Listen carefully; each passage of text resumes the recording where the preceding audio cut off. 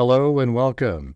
This is Grant Hughes of Grant Hughes Investigates on YouTube. This channel evaluates all aspects of true crime. As you are aware, videos and live streams in this genre often discuss elements of crime that may be disturbing to some viewers. If necessary, take the precautions needed to avoid these feelings.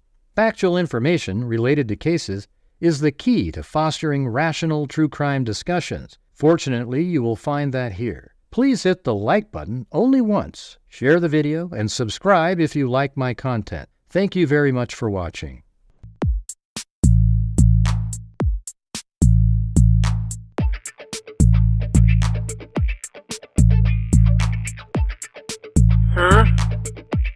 It's a house! Come on, man. What's wrong with you? Did you hear what I said? There's mosquitoes the size of bald eagles in that dadgum swamp.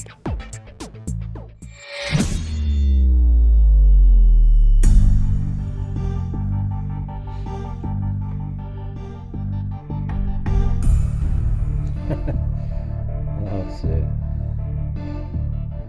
I don't know where the camera's facing. Who knows?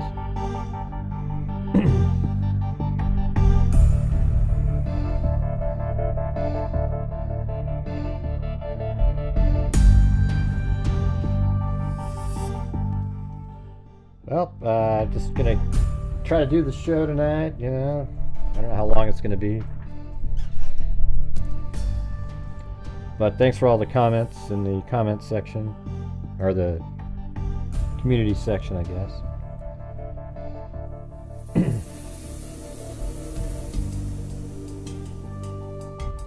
So these are, I'm reading some newspaper articles, and then there's a what do you call it, a press conference, right? So you know what that means. Hey, thanks Jessica Schubach.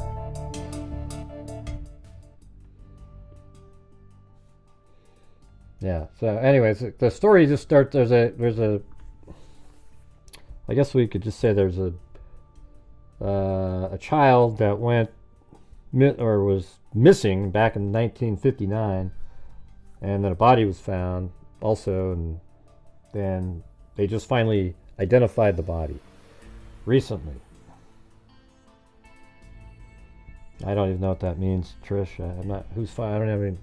We're not doing Diddy tonight. Who cares? Let's see. Out flowers picking, find child's head.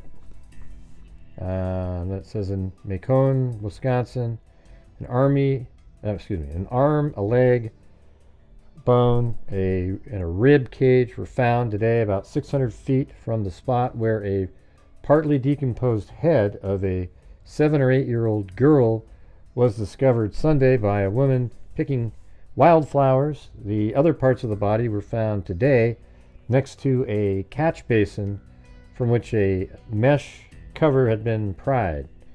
Girl's underwear was neatly along, was nearby, not neatly. The underwear were nearby along with a partly burned cardboard box. Ozaukee County law enforcement searched a wooded area today for other parts of a body of a 7 or 8-year-old girl whose partly decomposed head was found near here on Sunday. A woman picking wildflowers late Sunday found the head of the girl. Police said Macomb and Milwaukee police were checking missing person files in an effort to try and establish the identity. A Milwaukee man whose daughter and wife have been missing since last spring looked at the head, but police said it was too badly decomposed for an identification. Yeah. So there was like another person that was missing.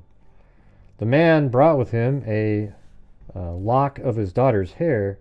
This was sent to the state crime lab at Madison along with the head. Laboratory specialists will try to determine whether the lock of hair matches the strands of hair still attached to the head. Hey, thanks, Allie Kate. Police Chief Robert Milky said the skull was found late Sunday with an unidentified, by an unidentified Macon woman who was picking flowers. The head had long blonde hair. 4 teeth were missing, Milky said. Milky said Dr. James Walsh, Ozaukee County coroner, described the dead girl as between the age of 6 and 8. The head had been exposed to the weather for more than 2, but not more than 6 months, Dr. Walsh said.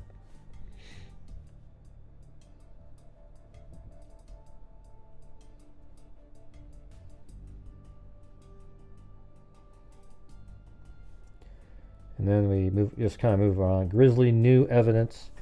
9 teeth today were added to the bits of physical evidence Macon police have gathered in what they fear may be the slaying of a young girl by a maniac butcher.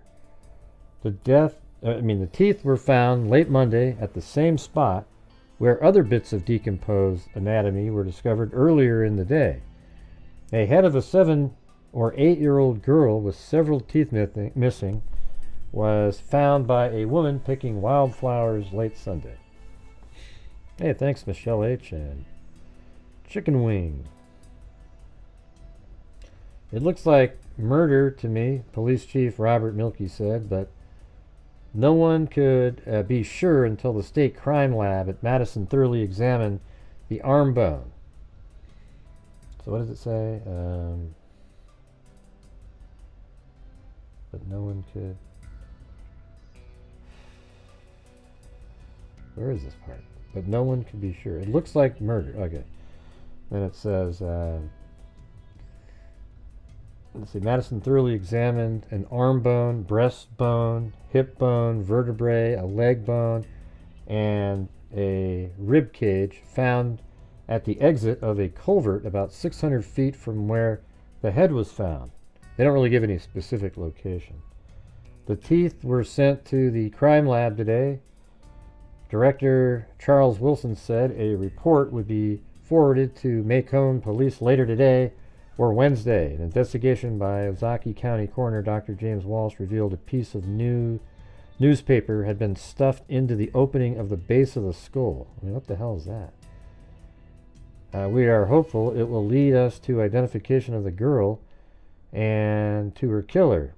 A cardboard box found next to a woodpile near the search area contained what Mike said appeared to be human bones, pieces of skin and hair of a man's gray work gloves. There was a burlap sack in the box and part of a copy of the Milwaukee Sentinel dated May 20th, 1959. So that's kind of interesting.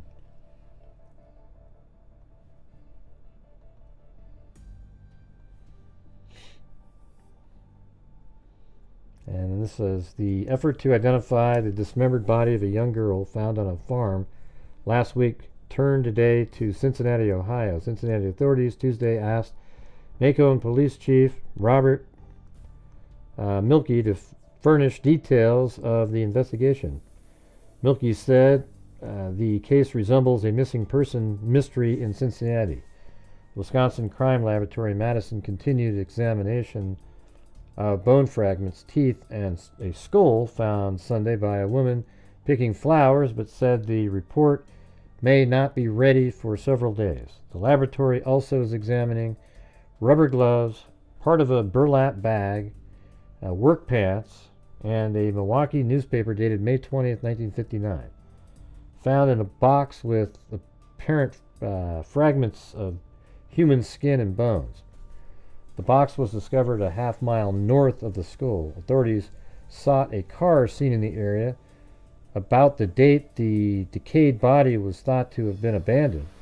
Milky, who thinks the child was murdered, said the vehicle might lead to the slayer. A man who lives near the spot where the body was found said he saw the car sometime in May. A small hand protruded from the car, and it was parked near a culvert where parts of the body were found. The man reported the incident at the time. Oh, wow, that's interesting. But when police arrived, the car was gone. The girl, 7 or 8 years old, is believed to... That's interesting that the person, like everyone can come up with a memory later, but he actually reported it at the time. So that gives it more validity. And that's sort of why, Sarah Carbaugh is sort of like, you wait 3 weeks. The girl, 7 or 8 years old, is believed to have died 2 to 6 months ago. She had short blonde hair.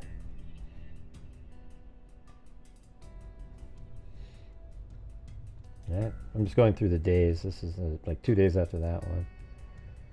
Some of the bones of the dismembered child's body found in a suburban field earlier this week. I'm not sure if this is it. I think it's a different... I don't know. Hold on. I don't think that's it. I don't think that one's connected there.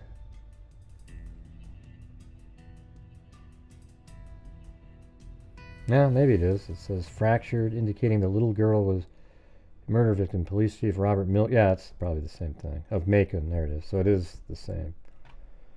So some of the bones of the dismembered child's body found in suburban field earlier this week had been fractured, indicating, and little puppy paw said, "So sorry for your family loss." Yeah, it sucks.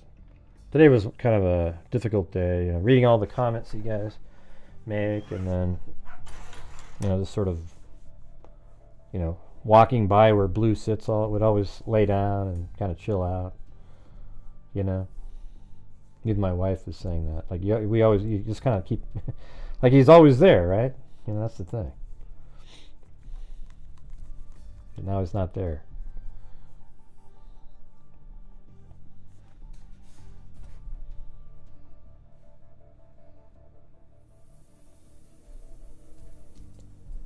Let's see. Police Chief Robert Milkey disclosed today that several bones in the body of a young girl found here were broken, reinforcing his theory that the child was murdered. Milkey said he was informed in a preliminary report by the Madison Crime Laboratory of the broken bones, but he said the report did not pinpoint which bones were broken, pending complete X-ray. The head of the 7 or 8-year-old child, which is presumed to be a girl, was found by a woman picking flowers Sunday.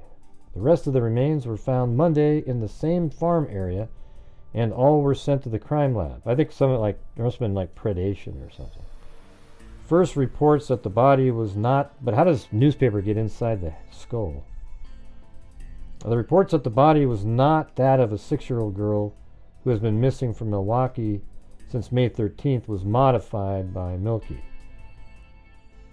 What did he say? I guess it's not there. And then this one, police working on case of girl nobody cares about. This is about a month, about 5 or 6 weeks later. Hey, thanks, Naomi. Appreciate the support. Let's see. Police were confident that by this time, in fact, long before this time, what does that mean? Police were confident that by this time, in fact, long before this time, they would have had the identity of a little girl found dead in Ozaukee County on October 4th. But her identity remains a mystery up to the present time. Hey, thanks, Allie Kate. Or you could just, because I do good shows, interesting shows, it's I appreciate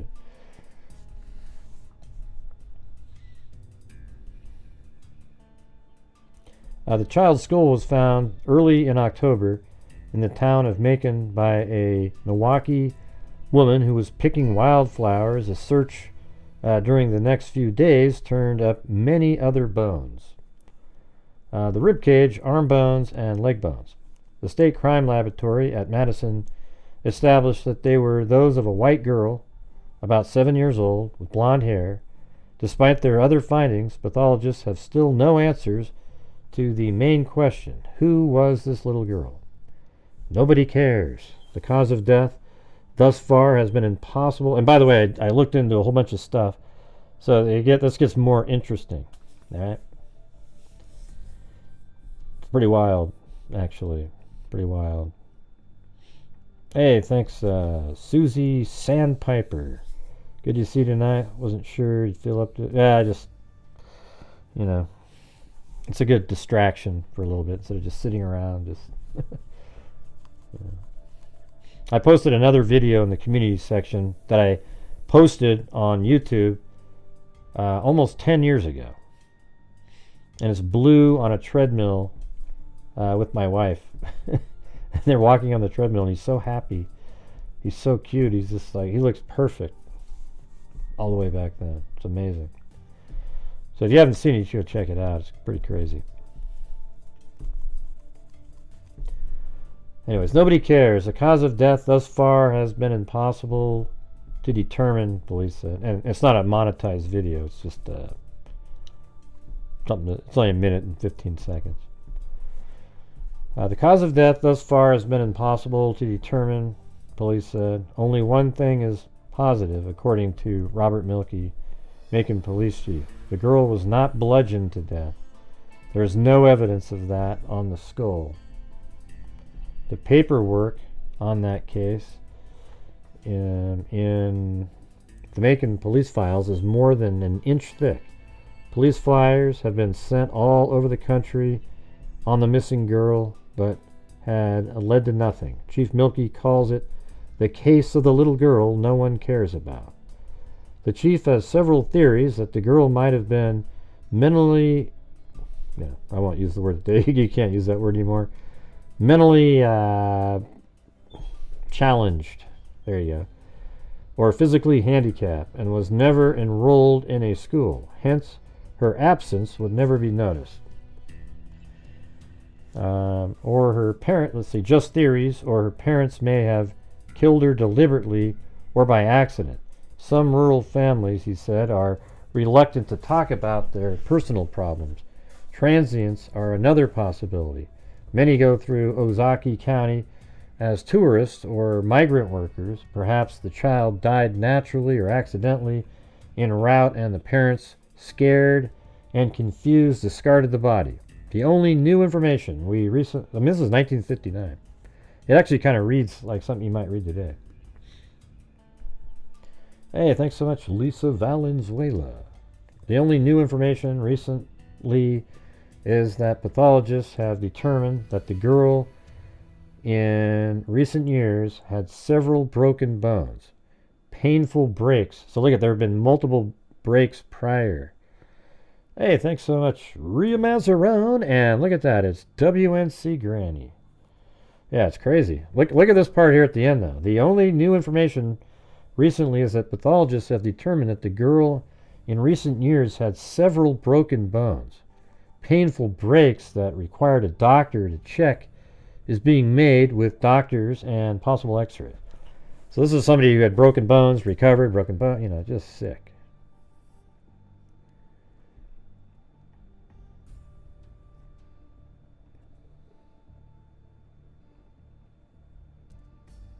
Wow, that's crazy.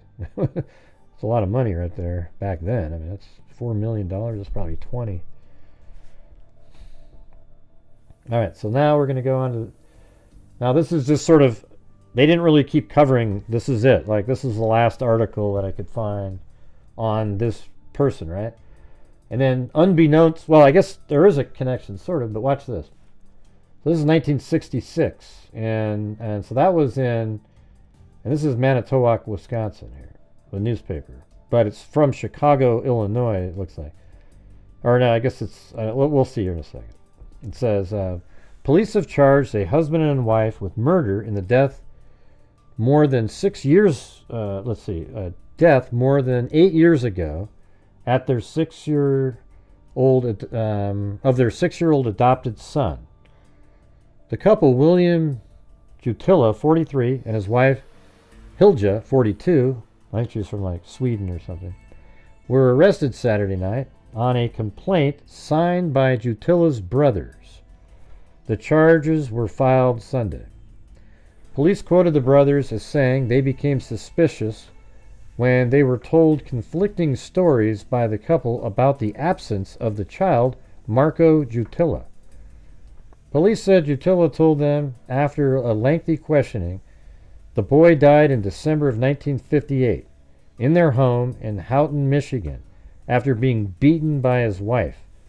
The couple then abandoned their home and drove to Wisconsin, where they placed the body in a culvert near Macon, a few miles north of Milwaukee, police said. Isn't that crazy? I mean, this is 1966. Police quoted the Jutilas as saying they took up residence in Chicago. But by the way, the part that's weird is I think it's a boy, you know? Like, this is 6-year-old adopted son. So that might have been what the confusing factor here is, that the Macon police always said it was a female. But remember that one article said presumed to be, you know? It's like, okay, well, you guys, you screwed up, all right? Let's be honest. Police said Jutila told them after a lengthy questioning that the boy died in December of 1958 in their home in Houghton. Yeah, then it says the couple then abandoned their home and drove to Wisconsin, where they placed the body in a culvert near Macon. Police quoted the Jutilas as saying they took up residence in Chicago, where Mrs. Jutila started working as a cleaning lady. Her husband said he did not work because he was disabled in an accident in a Michigan copper mine. A check with Milwaukee police showed, I think he was like into farming though. Police showed that the body of a boy had been found near Macon in 1958, police said, and that the description matched that of the couple's adopted. Does it switch over here? Where does it switch over to? Adopted. I hate the way they used to do this crap. Like, where, adopted what? Where does it go? Maybe it's right underneath there. I just can't see it. Let me hit the refresh button here. Maybe it just says son right underneath that. No, there it is. Okay. It does. Adopted son. All right. Got that. And then charge murder in 1958 death. So it says police have charged a husband and wife with murder in the death more than 8 years ago of their 6-year-old adopted son. The couple, William Jutila, 43, and his wife, Hilja, 42, were arrested Saturday night on a complaint signed by Jutila's brothers. The charges were filed Sunday. Were suspicious. Police quoted the brothers as saying they became suspicious when they were told conflicting stories by the couple about the absence of the child, Marco Jutila.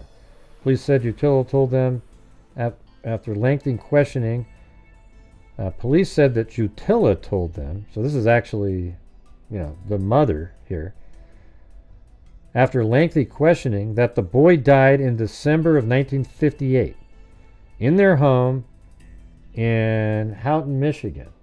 Though the body wasn't found until October, though, of the next year, after being beaten by his wife. So it says right there, police said Jutila told them, after lengthy questioning, that the boy died in December 1958 in their home in Houghton, Michigan, after being beaten by his wife.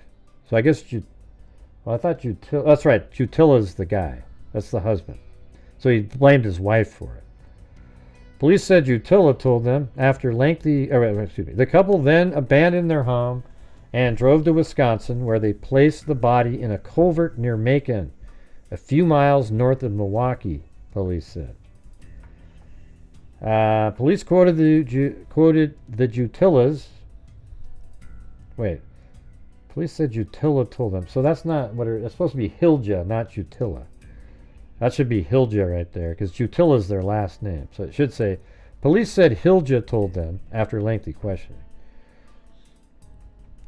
The couple then abandoned their home and drove to Wisconsin. And then here it says, police quoted the Jutilas as saying they took up residence in Chicago, where Mrs. Jutila started working as a cleaning lady. Her husband said he did not work because he was disabled in an accident in a Michigan copper mine. A check with Milwaukee police showed that the body of a boy, it's kind of similar to the last one, that last part. All right, now we're going to this one. And that's them right there, you guys. Jeez.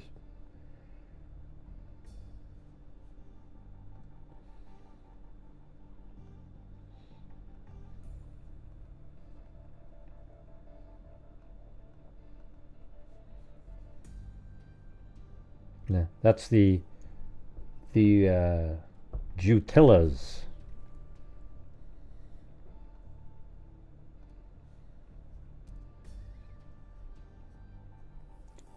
Chicago couple charged in Hancock, Michigan with murdering their adopted son 8 years ago agreed Monday to return to Michigan to face the charge. So they're even admitting it. William Jutila, 43, and his wife Hilja, should say H.I., 42, denied any connection with the slang but signed waivers of extradition before Chief Circuit Court Judge Alexander Napoli. Hey, thanks, Patricia Galindo.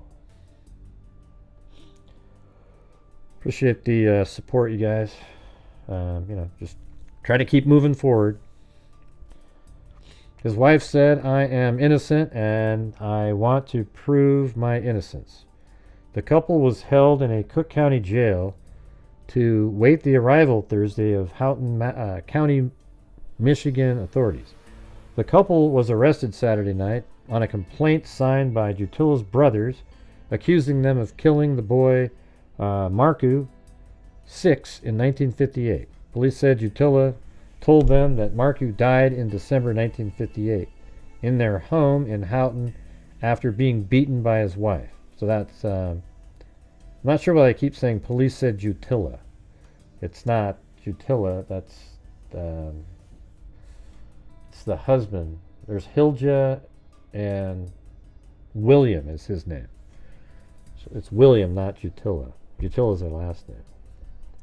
Police said William told them, I guess, that Marku died in December of 1958 in their home in Houghton after being beaten by his wife, Hilja. They said a check with Milwaukee police. So they keep repeating that. So let me go to the last. I think there's this one. Did I do this one? Let's see. Okay. They said a check with Milwaukee police showed the body of a boy had been found near Macon, Wisconsin, but it was a girl, they said, where the couple said they had placed the boy's body in a culvert. So you'd think, okay, that's a slam dunk, you know? Then all of a sudden, murder count against pair is dismissed. First-degree murder charges against an Upper Michigan couple believed to have been the parents of a boy whose body was dumped in a ditch in Macon in 1958 have been dismissed. Macon police were notified. Justice of the Peace Louise Gerbeck ruled in Houghton, Michigan, and that's where they're from. That's actually where they're, when you, I found them on Ancestry.com, and they're from, that's where they live.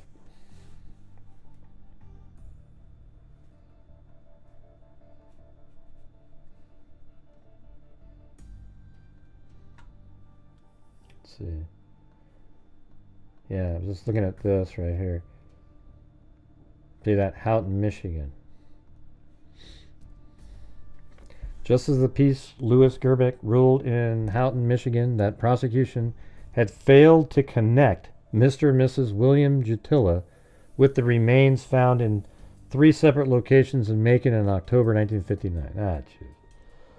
The Jutilas of Coburntown, Michigan, have been charged in connection with the death of their adopted son, Marku 6. Jutila, 43, and his wife, Hilja, 42, were arrested in Chicago last March after a friend of the family in Coburntown told authorities that she suspected foul play in the disappearance of the boy.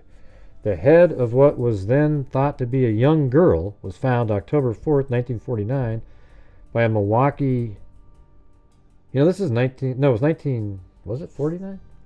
No, it was 59. See, this is an error there, too. It was October 4th, 1959 by a Milwaukee woman who was picking wildflowers in Macon.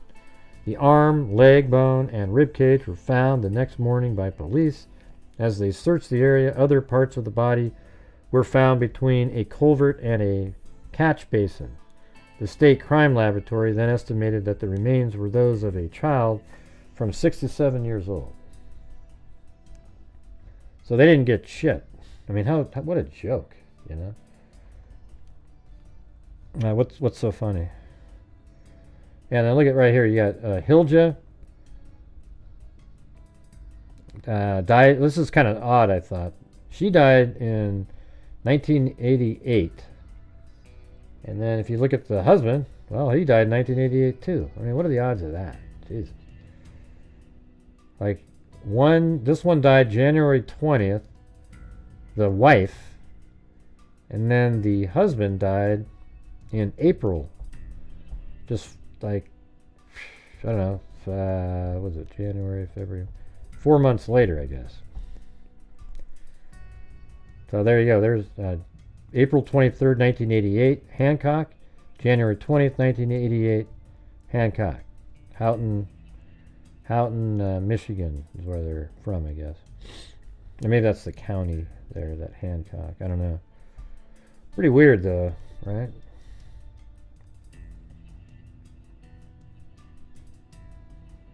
And they're, you know, over 100 years old they would be if they were still alive.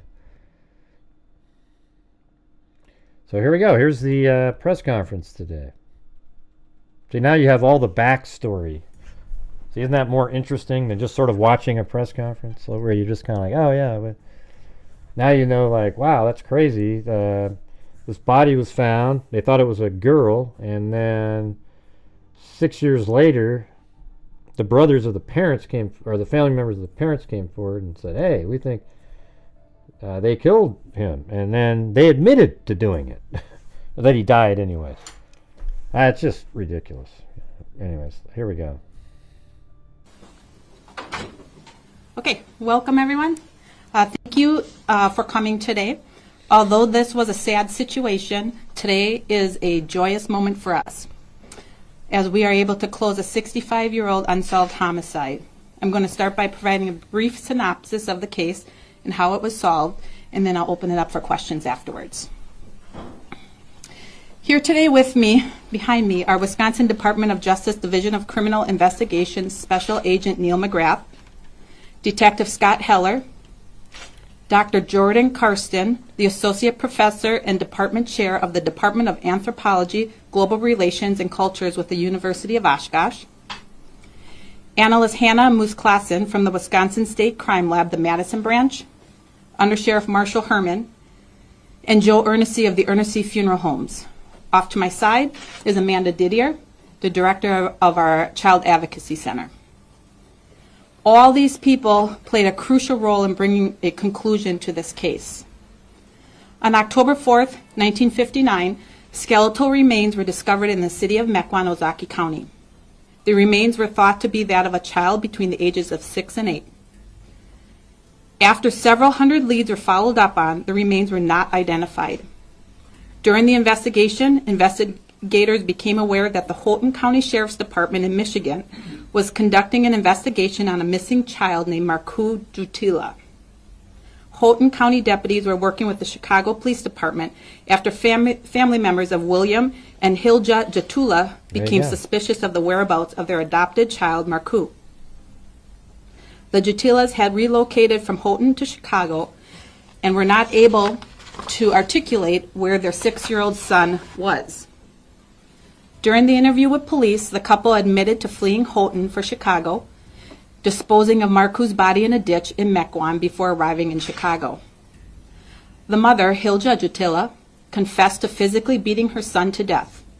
It was unknown when the death occurred, but could have been as early as December of 1958. The Jutilas were arrested by Chicago police and Houghton County investigators for homicide on March 28, 1966. On December 10th of 1966, a judge dismissed the charges because of a lack of evidence and no identity had been made of the body found in Mequon. That's stupid. Jeez. Nothing further was done with this case until October 2023, when Special Agent Neil McGrath, along with Detective Scott Heller and Analyst Hannah Moose-Klassen, met with Dr. Karsten. Dr. Karsten and analyst Musklassen had come into possession of a skull related to a Wisconsin State Crime Lab case. A search of records archived by the Wisconsin State Crime Lab indicated the case had a nearly complete human skeleton that was found on October 4th, 1959 in Mequon, here in Ozaukee County. Because of the advancements in DNA and genetic genealogy, DNA was extracted from the skull to conduct investigative genealogy for the purpose of identifying the remains. The DNA was sent to Bodie Technology Labs, which identified the remains as a male subject. The DNA was then sent to Othram Labs for further DNA testing, which included SNP DNA analysis.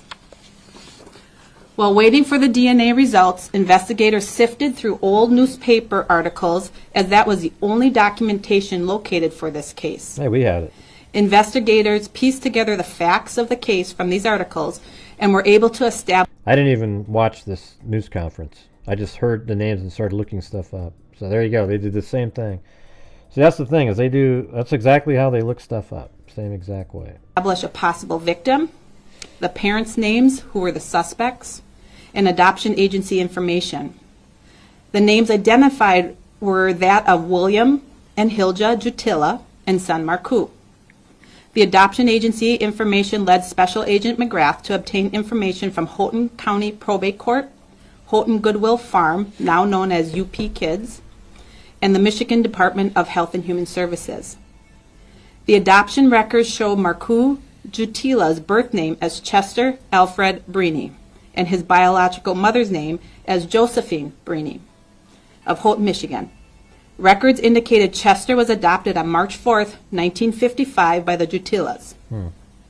Additional skeletal remains were located with an identical crime lab number to the skull. An examination of the remains was completed, which showed varying degrees of trauma. The results indicated the individual suffered from significant neglect. Results from Othram Labs revealed the DNA extracted from the skull had several matches to family members of the Brini family, mainly Josephine Brini, mother of Chester Brini. All investigative genealogy results supported that the skeletal remains belonged to Chester Alfred Brini. Investigators confirmed the family genealogy information and links to the Brini family. It has been concluded that the Ozaukee County remains discovered on March 4th, 1959 are those of Chester Alfred Brini, otherwise known as Marku Jutila. Chester's adoptive parents were implicated in Chester's death. However, because they are deceased, there will be no prosecution in this case. Thank you to everyone who assisted in this investigation, including many agencies from the state of Michigan. I want to especially thank the individuals who are here with me today. Special Agent McGrath, Detective Heller, Dr. Karsten, Analyst Musklassen, Under Sheriff Herman, and Joe Ernessy. Because of your relentless drive to bring closure to this case and to give a voice to this young victim are why we stand here today and put a name to this boy's face. Special thank you to Joe Ernessy of Ernessy Funeral Homes here in Port Washington. We reached out to Joe and explained our situation. Joe immediately said he would take care of funeral arrangements, and within a couple of hours, he had the entire funeral planned. Because of our community's generosity, Chester will be given a proper burial and will call Port Washington his home. That's just like before we get into Daniel questions, I want to say one more thing. All of us as adults have an obligation to protect our children from harm. Children should not fear going home. Parents are supposed to show their children unconditional love, something Chester never had. There are resources in all of our communities for children and families who experience abuse. I want to recognize the Lakeshore Regional Child Advocacy Center for being an outstanding partner to law enforcement and an advocate for children who face abuse. Do not be afraid to reach out. Please join us in celebrating Chester this afternoon at his funeral. Thank you again for coming, and we will now take questions. Anybody? October 2023. I mean, what inspired, motivated, prompted this investigation to pick back up? Who wants that one? If you don't mind saying that. Oh, and say your name for us, too. I'm Neil McGrath. I'm an agent with the Wisconsin Department of Justice. Because of this new technology, we were exploring new ways to solve some of these old crimes, and that's how it came up in a partnership working with Dr. Karsten and with Hannah from the Crime Lab, doing an inventory of all unidentified remains that we had, and this one just happened to have, and several others are probably coming after this, but this one had a crime lab number associated with that we could trace back. So that's kind of how it initiated. I think it's the first case in several that are to come, hopefully. And it sounded like you guys were working with not a whole lot, that the investigative reports were no longer in existence. Can you explain how you were able to even begin this investigation? There was the newspaper articles at first, and tracing some of that back. We had some limited records from Ozaki County and from Mequon. Putting that together, then reaching out to other departments, but it's 1959 through 66 or whatever the investigation was going on, and there's just not much left that people have kept. It's been destroyed or just purged, and so we just kind of pieced every little bit together, and everybody had a part in finding little parts to help us get to a conclusion. Michigan was extremely helpful, and it seemed like everybody that we reached out to in this case really invested themselves into it and wanted to help identify this kid, and we're so happy that we could. Why do you think that is? The relentlessness to try and figure this out? It's a good question, but once you touch a case like this, once you start working it, you just want to see it through, and I think all of us felt that way. So. What motivated, or actually, in what ways has genetic genealogy helped throughout? I know you just explained it, but did that motivate the investigation, and how is that helping, or how would this new tool, new technology like this, help with future cases as well that are still in need of finding out? I think using genealogy, it's been one of our best tools that we've recently had to work with. It's given us new ways to revisit old cases, and it's a game changer. These cases, these unidentified remains, we did not have the technology even 10 years ago to extract DNA and figure out who somebody is. And it's just a real good merger of the technology and the new investigative techniques that are helping us solve a lot of these cases. Can I ask how many other older cold cases are you all thinking that could be solved from this, or would you have to be unearthed again? I don't know if I can put a number on that. There's a lot of cold cases, but anything that we can look at and has evidence that we can review and work with that DNA through genealogy, we're doing. But I really couldn't give you a number on that. There's a lot of them. And do you all have a sense of what happened to those, previous court records and investigative records that, no longer exist? That might have been helpful to understanding more about what happened at the time. I wish they were still around, but we checked every avenue. We had good people looking at libraries, Michigan Tech archives. People were really searching deep, and they were going through microfilm and all that to find things. So I think just the passage of time, 50, 60 years go by, and things went digital, and a lot of those paper reports, and a lot of these reports, we did have some court records, we did have original reports from Mequon, but they're handwritten, and it was a different age, and we've advanced so far since then, and unfortunately some things got lost. Even though there's no prosecution moving forward, can you or anybody just speak about how you feel about being able to finally bring justice to Chester? I think I speak for all of us that we feel the story is a very sad story, and his life was very sad, and to be able to give him his name back and to be able to lay him to rest peacefully, and there's satisfaction in that, and I'm hoping that this case is kind of a springboard, as I mentioned, for other cases to come, that we can identify some of these unidentified remains that we're still working with and use this technology to solve old homicides and I guess, complete the story. There was an added layer of this this kid being adopted and you having to find actual biological family. It sounds like his biological mother passed away in 2001. How were you able to connect his DNA with the Breen family?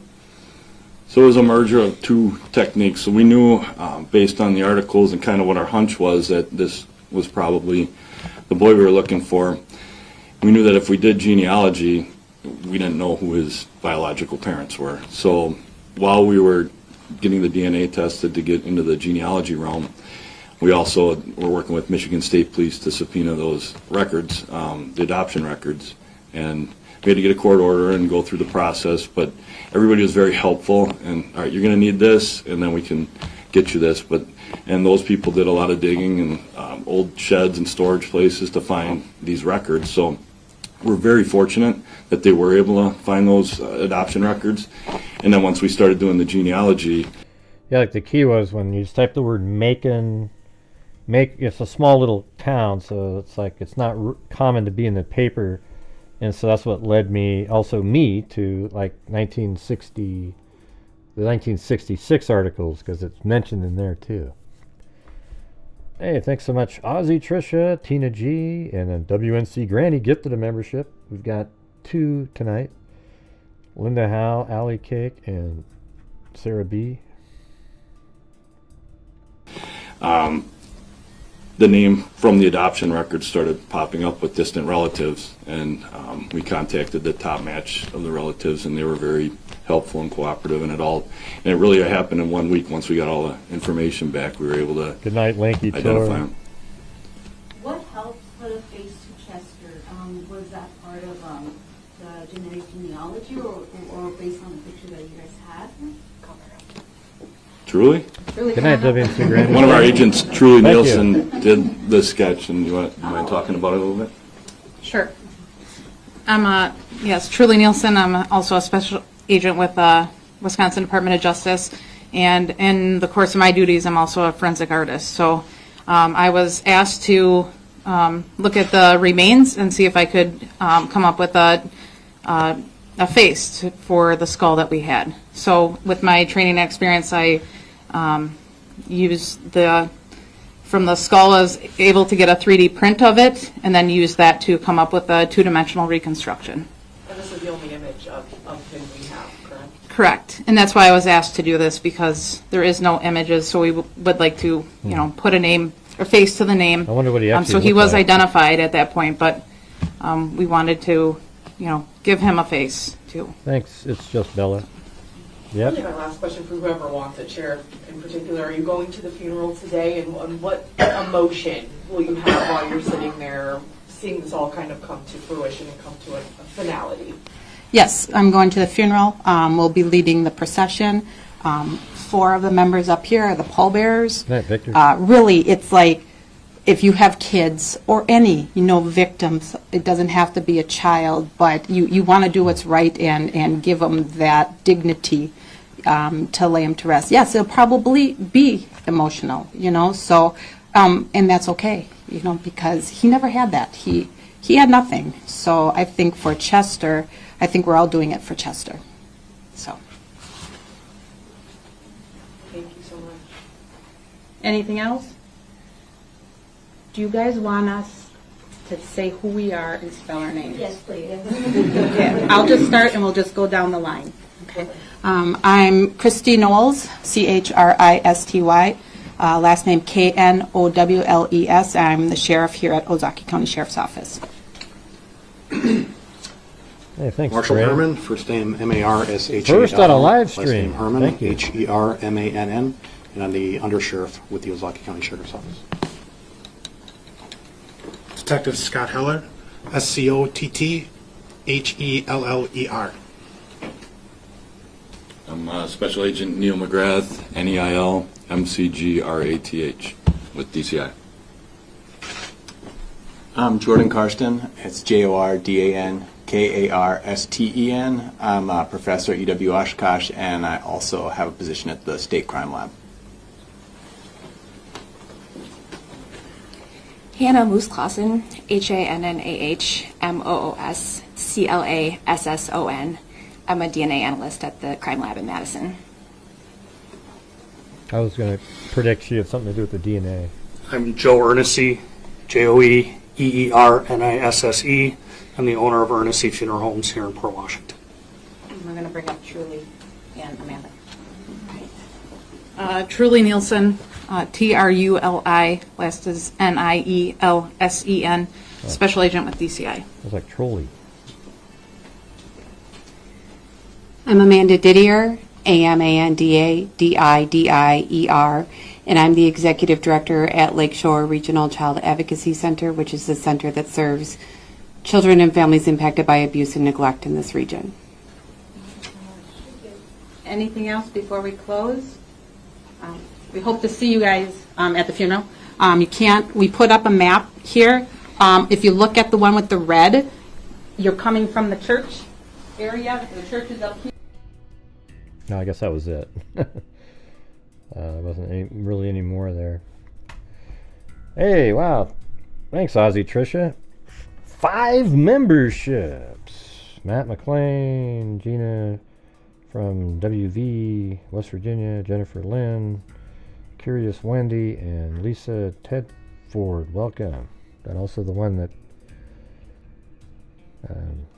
WNC Granny, welcome to Mary Mary. I don't want to continue the Andrew Dice Clay joke, but let's see. Yeah.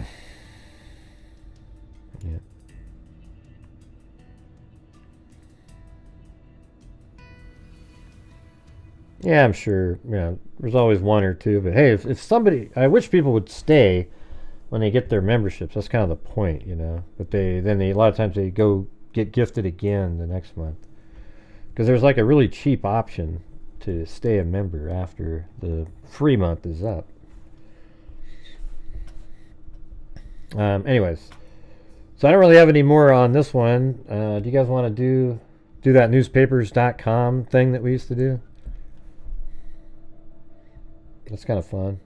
I mean, you put like in a whatever super chat you want, but you do a suggestion like. Because that was great the last time. Remember that? So you have to throw a super chat in, though. And then, it's a way to help raise the funds for the channel, but it's kind of fun because you try to find... what you're looking for is like this, like an unsolved kind of serial killer kind of case from... And it's not one that you know, so don't go, oh, and then you give me every single thing of a case that you already know. This is just random searching. Right? But we don't do the one like if you type in like a person's name and all that, it's not gonna work. It's just the words that you would type in, like you're looking for something. You're looking for a serial killer, so it could be something like gagged and bound, or something odd like that, a combination of words. Last time it worked pretty good. Found like 3 just totally random.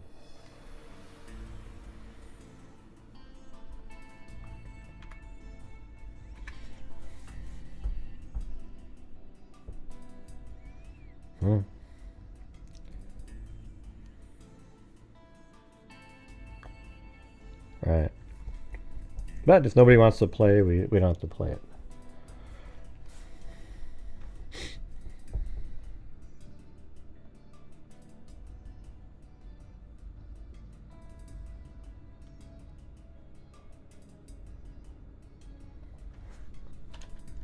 Boy, I used to get a lot more activity than this.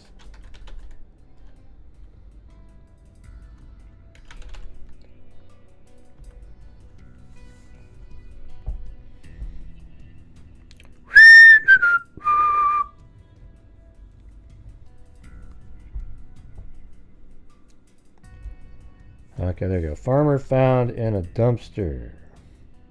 All right, let's see. Will that be one? Farmer found in a dumpster. Here, I'll put the... no, there isn't anything. Let's see. Farmer found in Let's see. In a garbage can.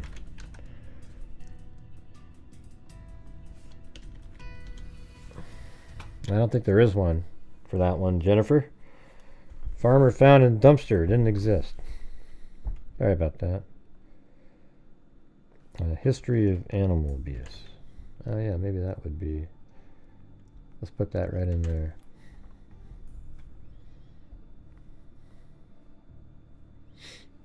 Puppy batter 11 put in psychiatric facility. Oh wow, look at this. An 11-year-old boy who broke into a house and battered a puppy will be moved from Snellville Group Home into a state psychiatric. Well, that guy was probably going to be a serial. I mean, who knows what happened to that? This is 1999. They transferred custody from his mother to the State Department of Family Child Services. In the past, the boy had reportedly removed nearly all the hair from a hamster. What the hell? That's crazy.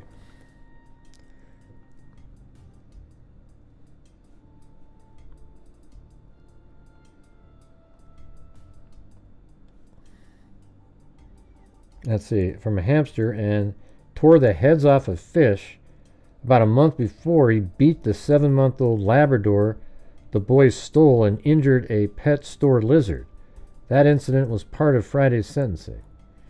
Holy crap, man. Who is this person? The kid is a potential Jeffrey... Oh, look at right over here. Hey, look at that. Sarah, 67. Look what it says over here. This kid is a potential Jeffrey Dahmer, she said, referring to the serial killer who also had a childhood history of animal abuse. You nailed it. Yeah. It's frozen up. We're doing that weird freezing thing again. I mean, I'm still here, right? But everything on my screen is frozen. Yeah, there we go now. Let's see what this one says. History of animal abuse. We don't know if a child who committed animal cruelty will grow up to be a violent, said Carol Moulton, Associate Director of the organization's Animal Protection Division, but a number of the most violent criminals had a history of animal abuse.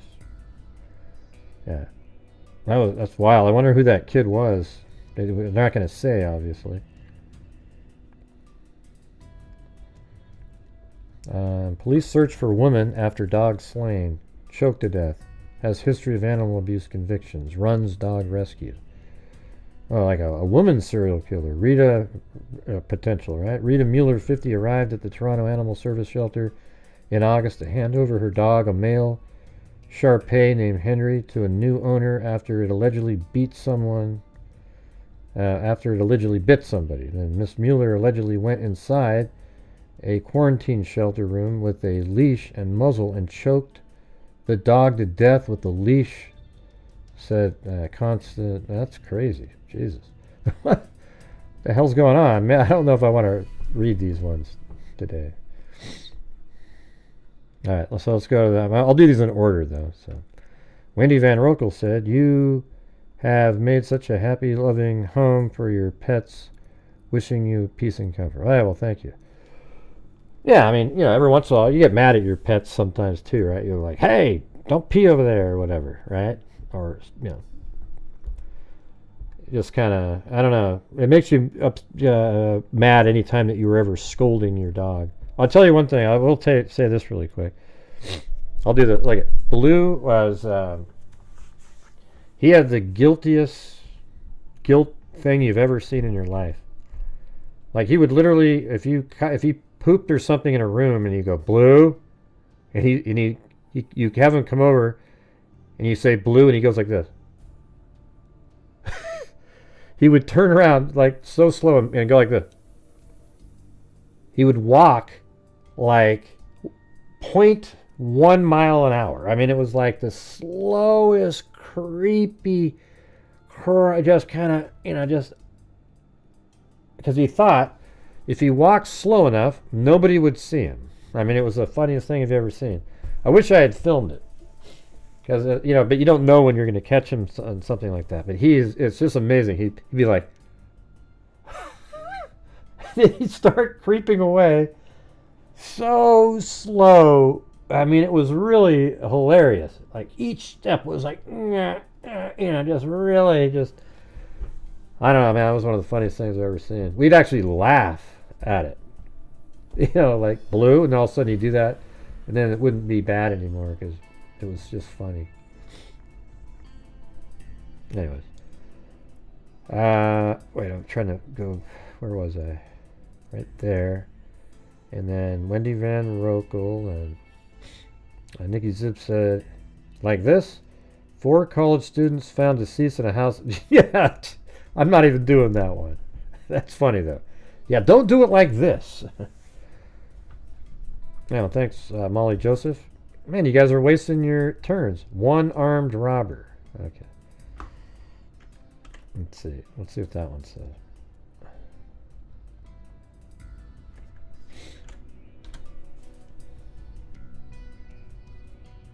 Ah.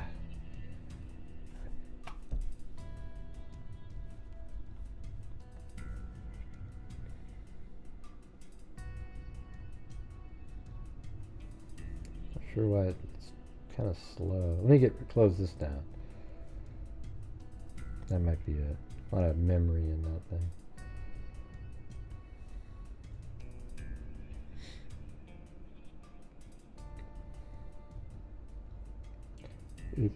If you win, then quit. The one-armed robber does not always win from... Oh, it's a poker guy.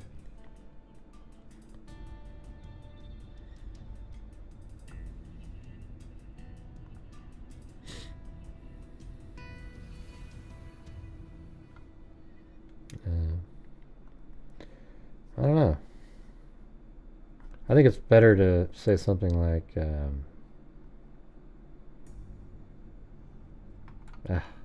man, it's brutal. Maybe shut down this whole thing and open it up again. This full. I can hear the computer whizzing away like it's working on something, and it's freezing my screen, unfortunately.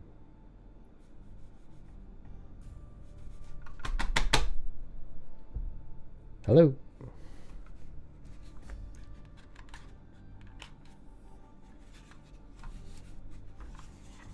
Are you guys still there?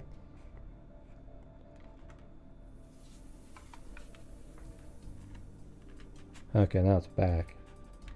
I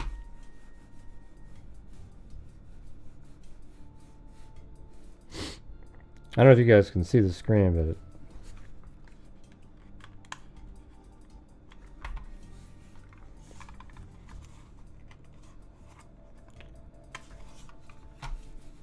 but okay, there's it. That's weird. Just kind of freezes. But that's it, you guys? Nobody's playing anymore? We had a good roll going there, and nobody actually did a legit. Only 2 of them are legit.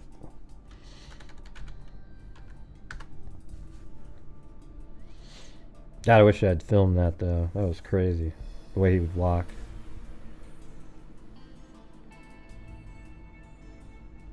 Chloe, what she does is just looks the other way, as if, like, not me.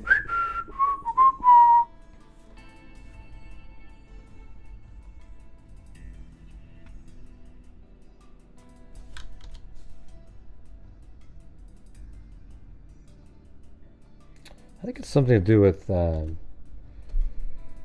Chrome.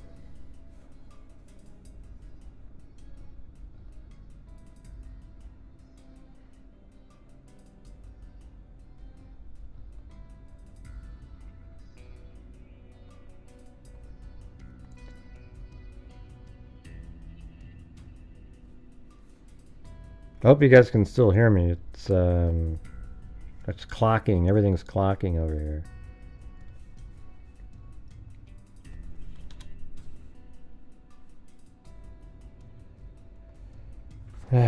Jesus.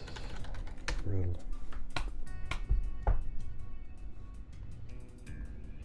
I don't know.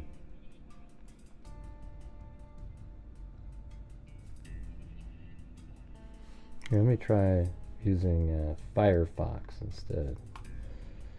Will that work?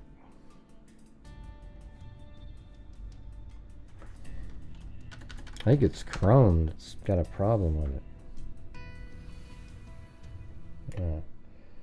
Let's see.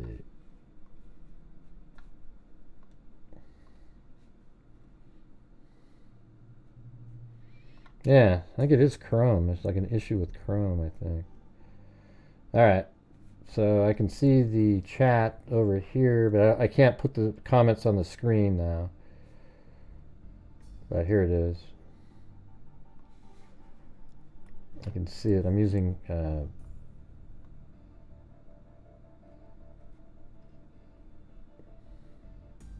Firefox.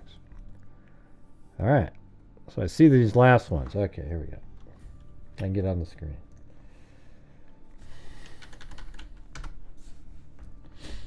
That one was a good one, though, that came up with like your kind of the serial killer angle. Body found in attic. Okay, I think Chrome is messed up. I have to use Firefox. But will I be able to sign in to newspapers.com? Let's see. If that doesn't work, I'll try something else.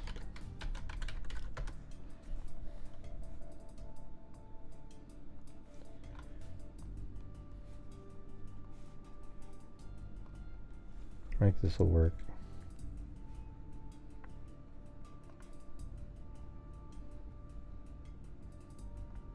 Okay. Just trying.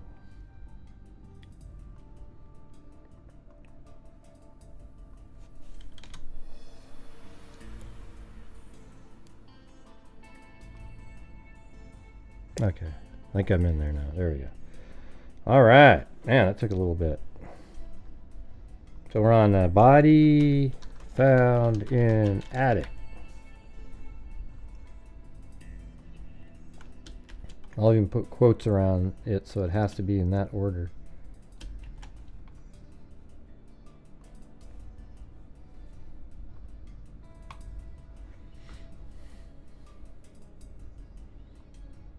Ah, here's a weird one. 1946.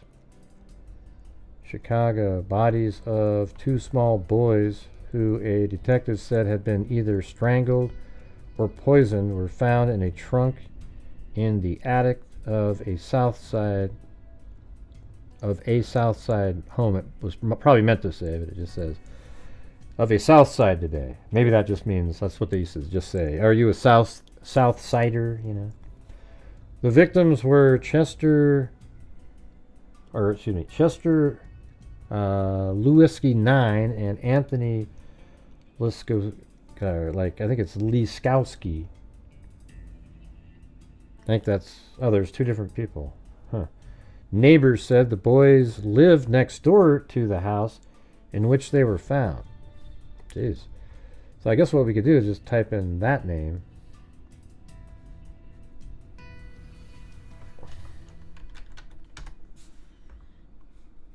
So let's just put the one of the kids' name in there. The victims were Chester. How about just Chester Newski. Now this is in where is this? Chicago. I'll just say Illinois.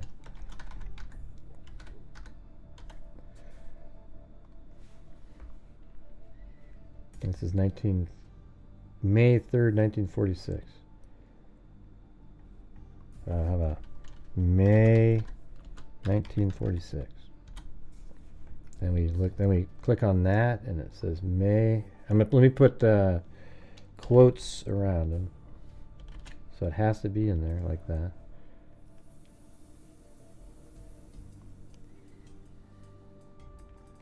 Bodies are too small. Okay. So we got this May 1946. And the first one was May 3rd. So There's one on the 4th.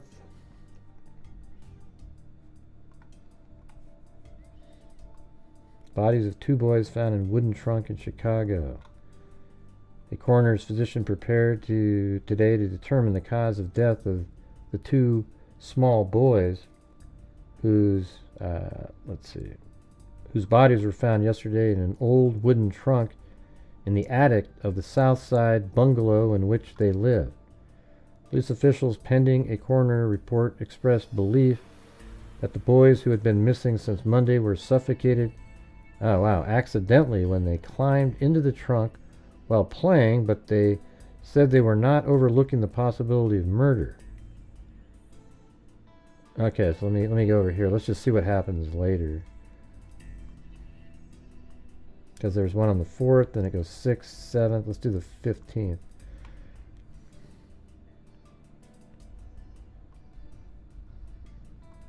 So let's see if that's what their final answer is. The coroner jury has decided the deaths of Anthony Luskowski and Chester Nowicki Jr., 9, found suffocated in a trunk, were accidentally. They were killed accidentally. Okay. Well, there you go. That was one of the... That's all. I always think it's kind of cool how you can quickly find the answer. Now, here's one right here. Tempe Slayer sentenced, wife body found in attic. This is 1974. Saying he should serve some time, a Maricopa County Superior Court judge has sentenced to the Arizona State Prison a Tempe man who was convicted of killing his wife and stuffing her body into a barrel and hiding it in the attic of their home for 2 months. Floyd Noble, 39, was sentenced yesterday to 6 to 10 years for voluntary manslaughter. That's ridiculous, He killed his wife. 6 to 10 years for manslaughter. Man. Noble's attorney, Jack Cavness, pointed out that 3 psychiatric evaluations of Noble indicated the improbability of a repeat offense. Oh, okay. Well, that's okay then. As long as he wasn't going to do it again, he's fine. What a joke.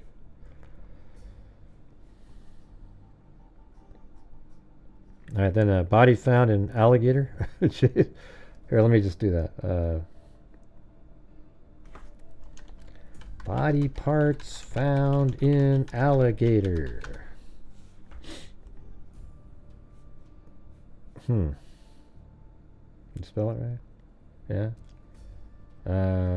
How about just body parts alligator? Something like that. Yeah, here comes something. And we'll pick Arizona, or Florida, so we'll tweeted about Gillum sent bombs. Amid disturbing images of ravaged body parts, alligators, and a reference to a news story. I don't know what that is. Let's see. Ended up getting close enough to repeatedly ask Apgar what body part the alligator had, yelling, "Help! It's on the way! Help! It's on the way! Help is on the way!" Called help, save man from gator.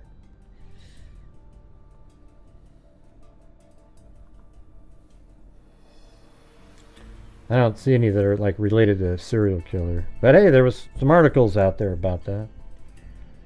Barista found guilty of murder. Alright, here we go. We're putting it in there. Right inside the quotes. Has to be in that order.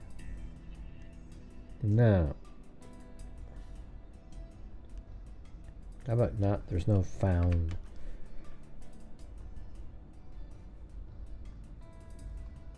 How about just barista? Oh, shoot. I had Florida still on there.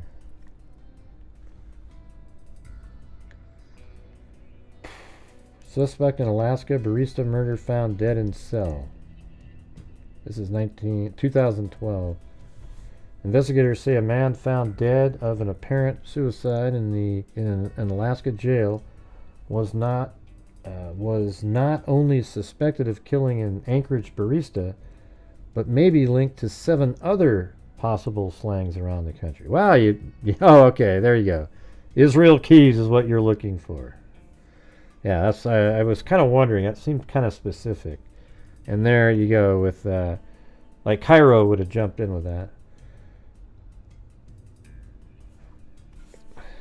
Jesus.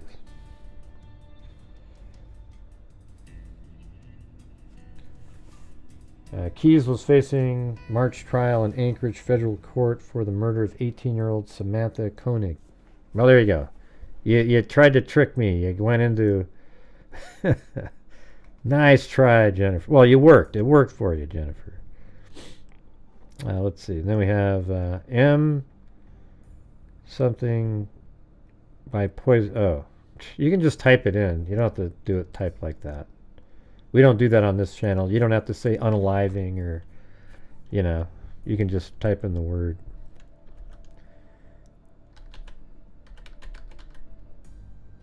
Let's see. M. I don't even know what that means. Maybe that's what you're saying. By prison? I don't know. Is that what you're saying? Got a few that I got to catch up here.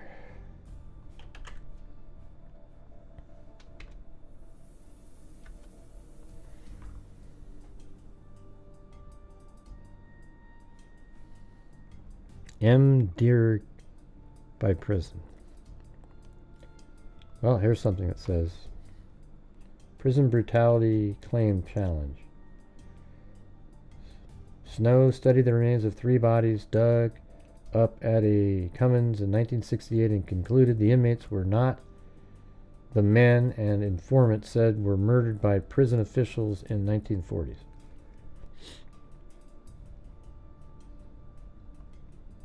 Is that the same thing?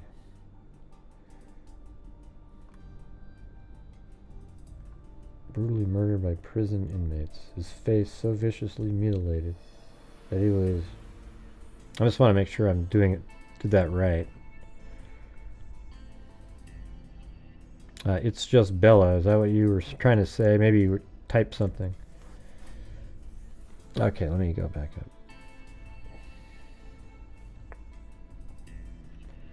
Wendy Van Rokel said, bar brawl leads to multiple related deaths over following. That's the longest one I've ever seen. I mean, why don't you give me a paragraph next time? Let's see. I mean, that is like no chance. Let's see. Bar brawl.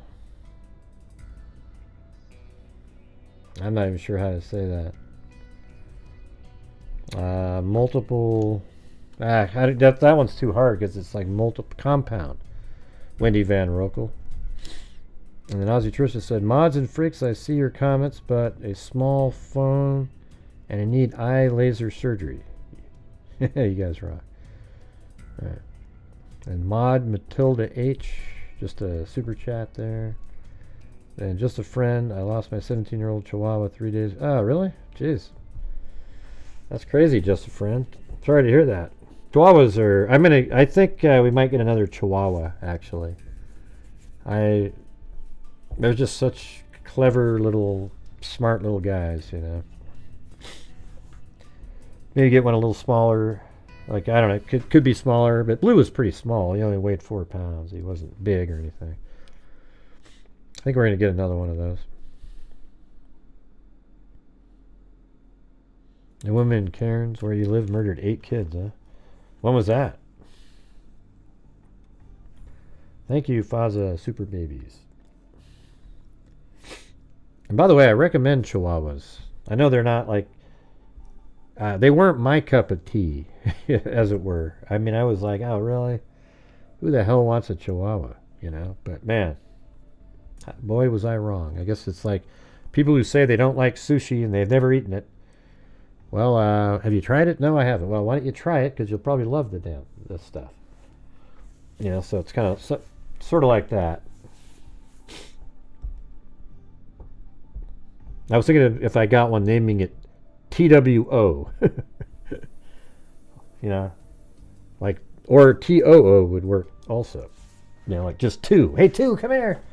It's a short name. Sounds, you know, it's not blue. It's just two, but it's like number two, you know.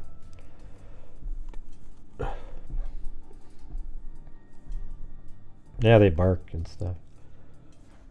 That was a long one up there, though. I don't know how to make that one work for you, Wendy Van Rokel. Any other... what we're trying to do is find, like... If you typed in something like... I mean, there's so many of them. You know, like missing hands, or, you know, maybe... Missing hands a lot of times has an actual purpose for somebody that might have fingerprints. But, you know, just think of, like, things you've heard about how maybe a body was found. And let's see if we can find ones, because there's so many. I mean, there must be thousands of cases out there. If you go from, like, I think it's interesting when you find those same kind of things in the 40s, you know. A time where it was a little bit more normal, you know, I guess not normal, but just sort of bland, and then you got these psychos still moving around. It was murder by poison. Oh, is that what you said? Oh.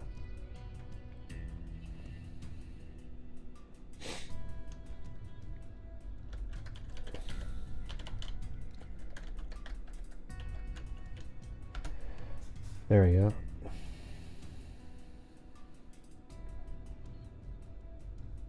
Now these go way back.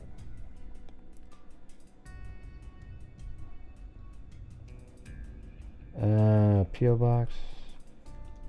I think I have this P.O. Box thing, but I can give you my actual address if you want that. We don't really use that, but if you send me an email, I can give you that. And Discord, I don't really use it too much myself. I know the mods are in there and stuff, so yeah, you could probably...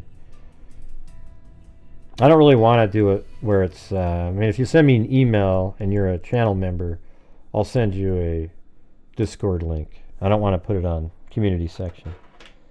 Too many crazy people. Plus, I have to review it, the person, so I guess I could, you know.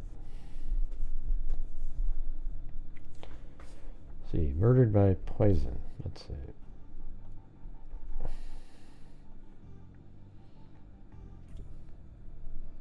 (1964). Atomic science may soon put Perry Mason, Inspector Napoleon was murdered by poison instead of dying a natural death. Well, that's an old one.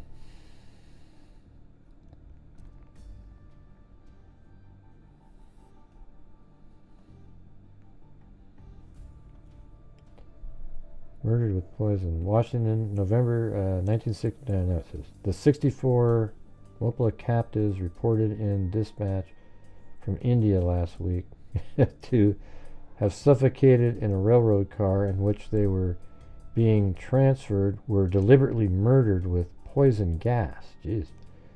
That's 1921. The 64 Mopla captives reported in the dispatches from India last week to have suffocated in a railroad car in which they were being transferred were deliberately murdered with poison gas. Slendran Ghost, director of the American Commission of Promote Self-Government in India, declared in a statement. It's weird how that's just a massive killing right there.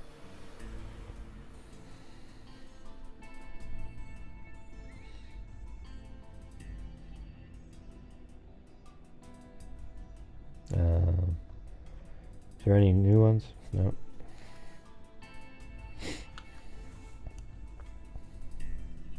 Yeah, I've had 3 Pomeranians. First, I had 3 Pomeranians. Petro, Lily, and then Rocky.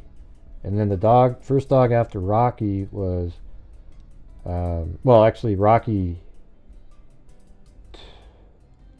I think, no, he was the last one so the dog after Rocky was Blue, and then Chloe, and now we've got Gracie.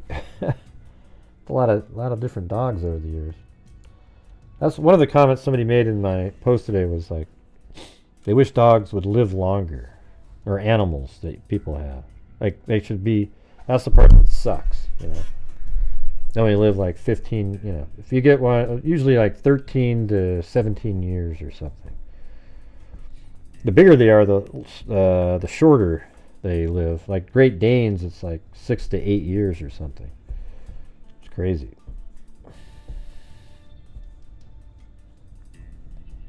Anybody else want to give this one a shot here? Here, I'll show you how it works. Watch. I can go over here and I say,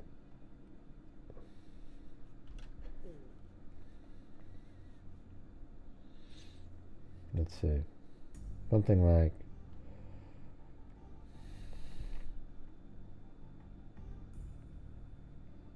yeah, like you could probably say like, woman's nude bound body found, like that, right? And then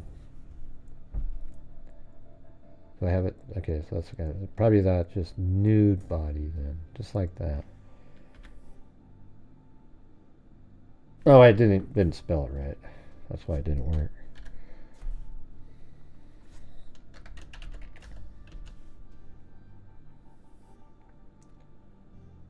Okay.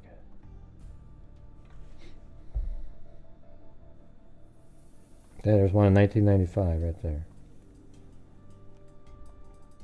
Authorities are investigating the murder of an unidentified woman whose nude body was found bound in ropes and tethered. I didn't even put bound, but usually that's what you see with that. Tethered to concrete blocks. Was found floating in Raritan Bay on Tuesday. The body was spotted by a fisherman in the surf about a quarter-mile northeast of the Earl Naval Weapons Station pier about 3:40 p.m. The fisherman aboard the commercial fishing ship Nicole contacted the Coast Guard, which dispatched a boat and called State Marine Police. Ropes were tied around the neck, wrists, and feet of the woman, said Monmouth County Prosecutor John Kay. Concrete building blocks were tied to some of those ropes, apparently in an attempt to keep the body weighted beneath the surface. The victim's race still is not known. An autopsy conducted yesterday by the Monmouth County Medical Examiner's Office found the woman died from a gunshot in the head, said State Police Sergeant Daniel Cosgrove. She had dark hair, was 20 to 35 years old, and between 5'4" and 5'7". Police in several Monmouth County towns have been notified of the discovery. Yeah, so this is one of those ones, like, you know, how do you find the next page, right? So you have to kind of, this took place in New Jersey.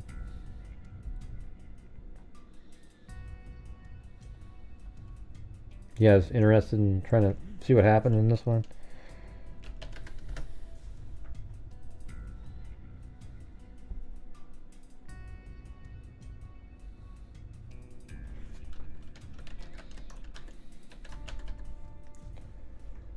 This is September 1995.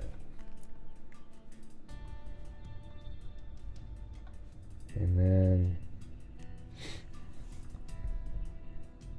yeah, I guess we could just do that. And then check the, shoot. September 1995.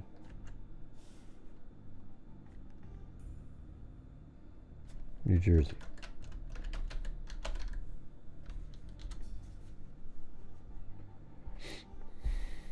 Yeah, so that's weird. I guess it's September, and there's no more. Just the one on September 7th. So, what's the place of this? Maybe that would be something to trigger. In the surf, about a quarter-mile northeast of the Earl Naval Weapons Station. Let's see. Earl Naval Weapons Station.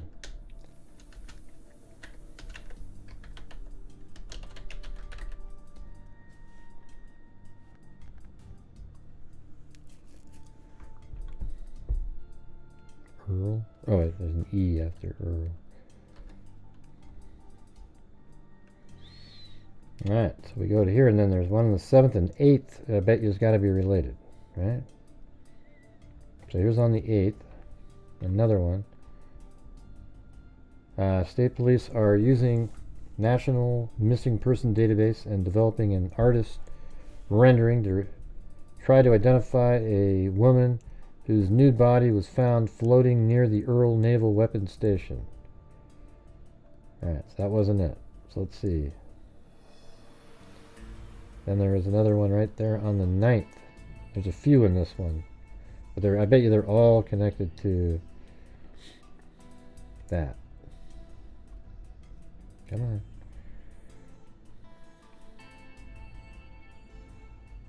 Nope, that's not it.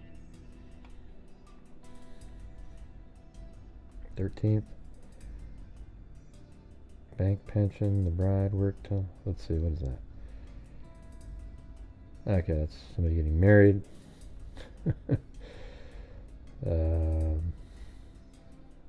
24th. No. 26th.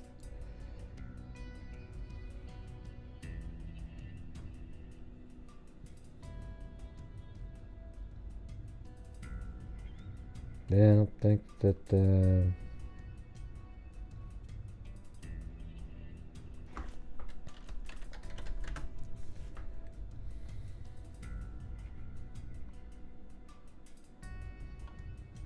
okay, there is one right here. This one says the unidentified woman whose nude body was nude and bloated body was found floating in Raritan Bay last month, found in ropes and tethered to cement blocks, was killed by numerous gunshot wounds to the head. The state police yesterday also released a composite sketch of what they believe the woman may have looked like. She's described as being white or Hispanic, 20 to 35 years old, about 5'4", 120 pounds. The woman's toenails were painted red, and she had extensive dental work on both sides of the upper front teeth. The body was spotted by a fisherman in the surf about a quarter-mile northeast of the Earl Naval Weapons Station Pier, about 3:40 p.m., September 5th. Anyone with information? Yeah, let's see. Between two. So that's the 13th. So is there another one? Man.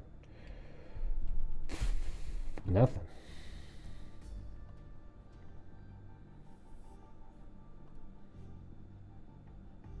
The October, that was quite a bit later, that last one, and then there's no more. Let me see if I do like 1996. No. 97.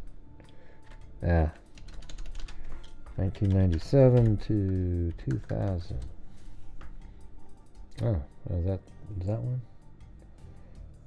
No, nothing there. All right. Well, you guys, I think that's going to do it for me tonight. Don't really have much more to discuss. If you guys want to keep playing the game, we could do it, but I've got to go chill out. Go do something else. So thank you for those supporting the... Oh, I guess there's another one. Can't leave. Hold on. Head found in a box. Man, I think that's one of the more common ones that we hear. That'd probably be a Bundy one, right? Or not Bundy, Dahmer. Well, actually, they never found the head in the box. He was just proud that he had a head in the box.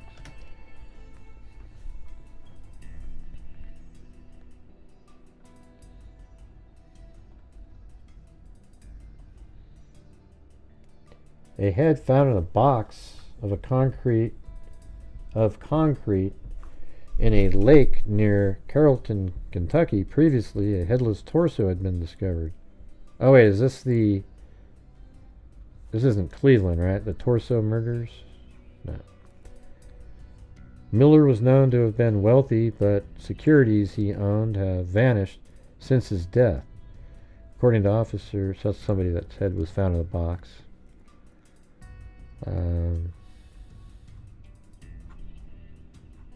Now let's just make the years 1950 to 1990. They kept showing the same one over and over. Ex-city policewoman held in butchering of mate. It is believed that the 64-year-old husband was killed with a gunshot to the neck.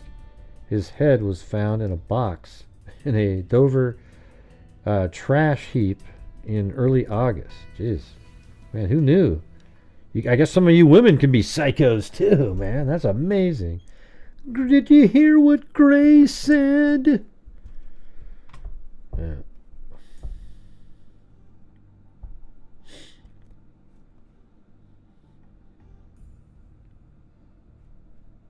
That's a kind of a crazy story. 1985.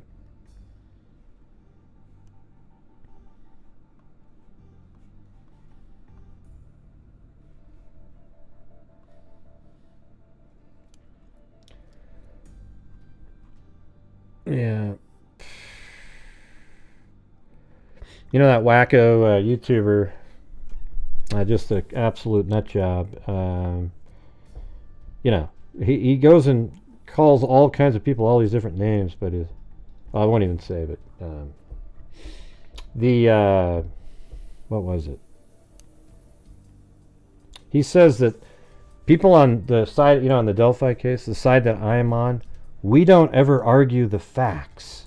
That we just, start hurling insults, and we never, that's all I do over here.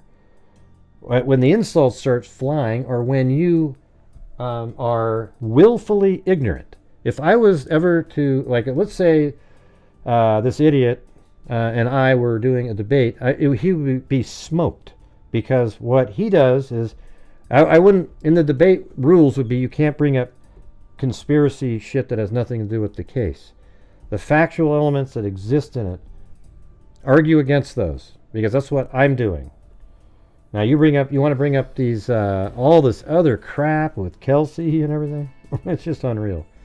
It's actually scary that there's people like that in the world. And what's even scarier is the number of people that listen and believe what they're saying.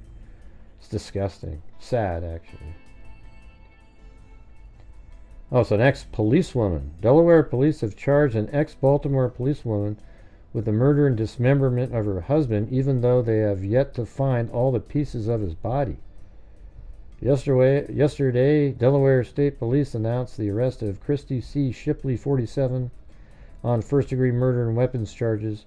She has been held without bail at a women's prison in Claymont, Delaware, since her arrest Wednesday morning. See my message for a search idea. No, I didn't see it. What do you mean, what's in the box? I don't know what that means, Nikki. We already said there was a head. We did one that was head in the box.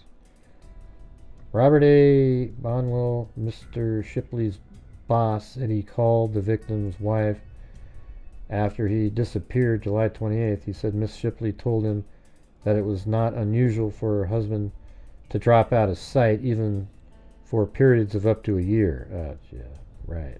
So don't be suspicious if you haven't seen him in a year or two. Nice try. What an idiot for a cop, And there she is right there. She looks like somebody like you'd see on a television show.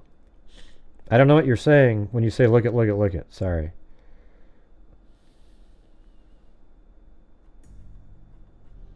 I don't know what you're wanting me to look at. You might as well just type it in again. I don't know. Stupid sensors? That's the word? What? Oh. I don't know. I'm confused, Nikki.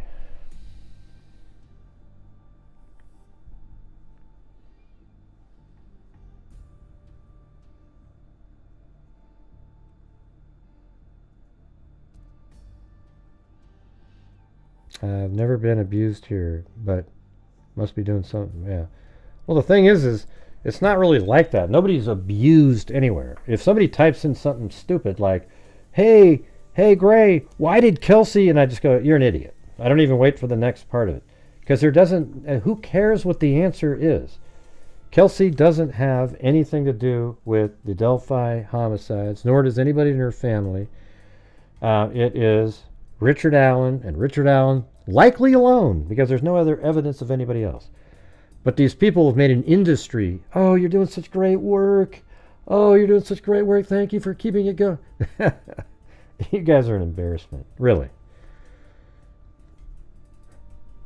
Severed limbs mailed to multiple locations. All right. Did you do I didn't see it. Was it in a super chat up there? I must have missed it. Yeah, I didn't see it. Yeah.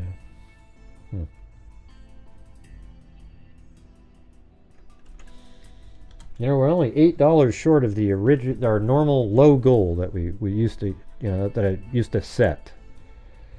Not the normal one where I can donate 5 memberships, but yeah, that's for super chats, Nikki Zibs. That's how the game's played. It wouldn't be fair to the other people.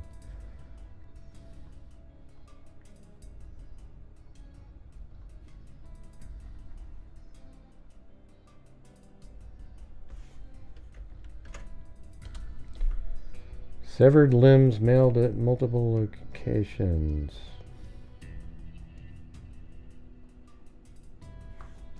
Well, let's make the $2 one that.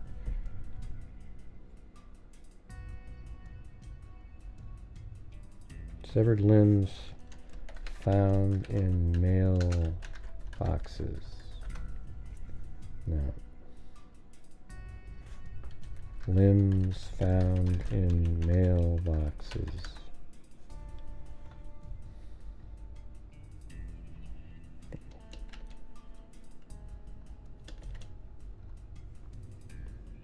No, doesn't exist.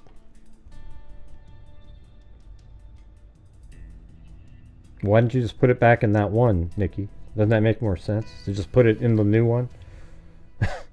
Why not just put it in the one that you're sending? Instead of saying, look way up there for the other one. Jesus. Anyways.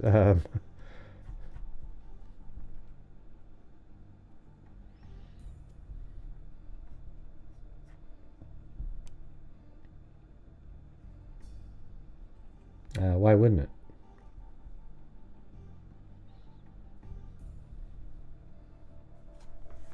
It wouldn't let you. Right. Okay. All right. Thanks, everybody. Gotta go.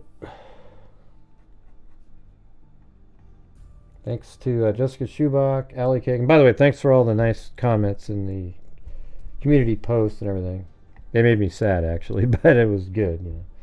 Allie Cake, Michelle H, Chicken Wing, Kelly S, new member, then Lil Puppy Paws, Naomi, Allie Cake, Susie Sandpiper, Lisa Valenzuela, Ria Mazarone, WNC Granny, Patricia Galindo, Chicken Wing, Jennifer Epic, Truth Sleuth, Sarah B, Allie Cakes, Linda Howe, WNC Granny, gifted a membership, then Tina G, Ozzy Trisha, Little Puppy Paws, then It's Just Bella, Dre, Ozzy Trisha gifted 5, thank you so much.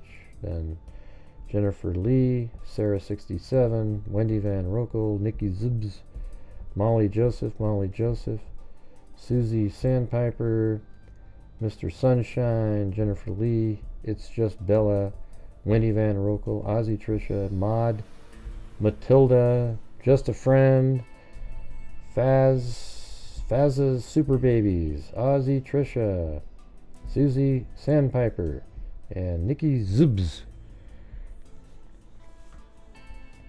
But anyways, thank you guys for being here tonight. Appreciate it. And all your kind words and nice words help me. I tell my wife what you guys say and stuff, and she's just sort of, she even said that she felt bad, just like when she's up putting the Christmas stuff up, you know, we always had these little. We've had a sock for Blue, and you know, little shit like that. It sucks. So, anyways, thanks everybody. We'll see you guys later. And you know, thank God that they gave the name back to, what was his name? Just want to make sure that everything got screwed up on my computer. Oh, there goes my stomach. Yeah, Marku Jutila, but he had an actual other name also. But yeah, he got his name back, and we've done that ourselves. We did the 1961 Daniel Armentrout. That's why we have our DNA fund. That's the difference between me and like the prof, who doesn't give a nickel to a soul. He's using it for attorney money for his kid. But we actually have given $220-something thousand over the last 5 years to true crime related charities, including our DNA fund and scholarship fund, and we many thousands to various charities, right? So we do good work over here. Yeah, I mean, some nights I get too pushy saying, hey, can you guys help support the channel? It's just, I mean, I don't know. I try to make it work, because I know what it takes to be able to give at the end of the month out of the income, right? And I haven't been able to make videos lately. I haven't been able to do anything, and pretty much rely on you guys. So that's it. So anyways, I appreciate it. We'll see you guys later. And as I always say, until next time, be safe out there. Yeah, I've been doing this true crime thing for quite a while now. And during this whole time, I have not seen one person that is a crime dissector, thug rejector. I'm a certified human lie detector. Gonna get ya on a stretcher if you try and play me like an old projector. Crime sector is my nectar. Professor Grayl's gonna give another lecture. Crime collector, freak connector, and I'm always gonna be a pup protector. Field deflector, interceptor, and I'm meaner than a spectre with a vector on his pector. With all respect, y'all, just remember I've a temper fucking check ya. I have no agenda, I'm no pretender, and I'll serve it to you straight without the blender. And in the end, I'm gonna send ya on a mission to reveal the true offender. Yeah, so I'll just get right back to work. All right, everybody, talk to you later.